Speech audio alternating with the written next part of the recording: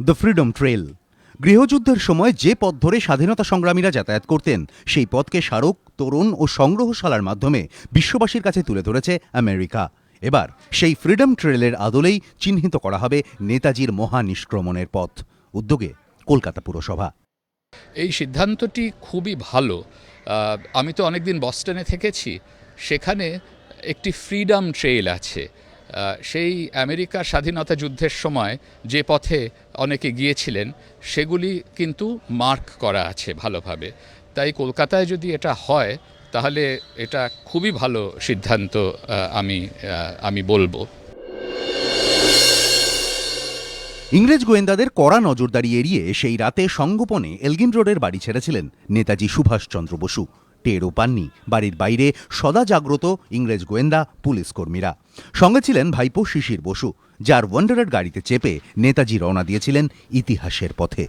শিশির কুমার বসু আমাকে বলেছিলেন যে ওরা খুব দেয়াল ঘেঁষে গেলেন, আমরা তো দাগ রেখেছি, পায়ের দাগ যেভাবে গিয়েছিলেন ওপরের বারান্দায়, কারণ যাতে কোনো না পড়ে, কোনো ছায়াও না পড়ে তাদের, সেইভাবে উনি গিয়েছিলেন। মহানিষ্ক্রমণের সেই রাতে এলগিন রোডের বাড়ি থেকে অ্যালেন বে road, Lansdowne road, AJC Bose road, Harrison road হয়ে কলকাতা ছাড়েন নেতাজি। এরপর গ্র্যান্ড ট্রাঙ্ক রোড ধরে চন্দননগর, বর্ধমান হয়ে সোজা চলে যান ধানবাদ।